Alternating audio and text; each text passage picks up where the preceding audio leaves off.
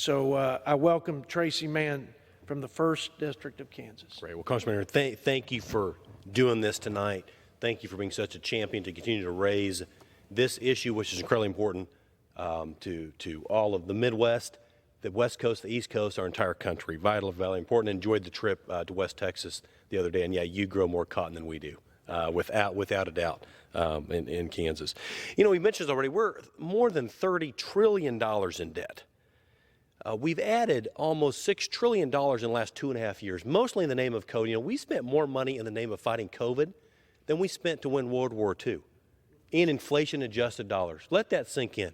It's absolutely mind-blowing. You know, the debt is now $92,000 per American. For every American, your share of the national debt is $92,000. My wife and I have 4 kids. Our family share is $552,000. And when you rack up this kind of debt, you really only have 2 choices. You can either pass on, when you spend it out of your means, you either can pass it on in debt or you can raise taxes. And I'm really concerned with the potential tax increases that this out-of-control spending will lead to. And that's why I rise today, because America is facing an economic crisis and Democrat leaders are failing to provide the American people with any real solutions. Instead, they're just making things worse. 2 aspects of this administration's budget proposal will cause irreparable harm to the economy and health of rural America, and House Democrats, for their part, want to distract the Federal Reserve with its social policy while inflation is at a 40-year high. We got to solve this problem by decreasing spending, not by increasing taxes.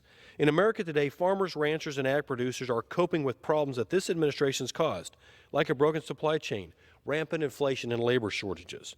Now the administration is threatening the stepped-up basis again and seeking to impose new capital gains taxes on the people who feed, fuel, and clothe us all.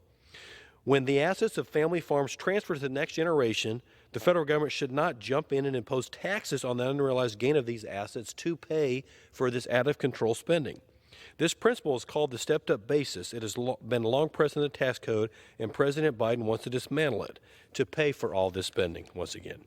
Adding insult to injury, the president's budget imposes capital gain taxes on farms that have been in families for more than 90 years. Think about that. In 1940, the average cost of Kansas farmland was $50 an acre. Now, irrigated land is over $4,000 per acre. Imagine the capital gains tax implications on that history of ownership. This proposal would impose hundreds of thousands of dollars in new capital gains taxes on farmers, killing most farms overnight. In March, I introduced a bipartisan resolution along with 82 of my colleagues that supports the preservation of the stepped-up basis and opposes any efforts to impose new taxes on family farms and small businesses. The president's budget is an attempt to extort money from rural Americans to pay for his party's big government socialist spending spree. The farm killer tax and elimination of the stepped-up basis aren't game changers for American family farms. They are game enders. Congress owes unwavering support to American farmers, ranchers, and ag producers. A few days ago, the Labor Department released yet another report of record-breaking inflation for the month of May, the highest in over 40 years. House Democrats are responding this week by forcing a bill to vote on a bill that would handcuff the Federal Reserve and force them to focus on social policy in addition to their statutory mandates of fighting high inflation and dealing with the unemployment rate, the missions for which the Federal Reserve was created. As if the economists at the Fed don't have enough to worry about, House Democrats now want to assign them the task of setting social policy. Unbelievable.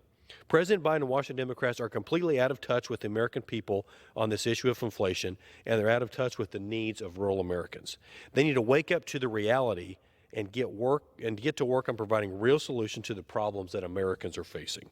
Record spending and debt will lead to America's demise, and we cannot allow that to happen under our watch. Thank you for hosting this. Thanks for having me.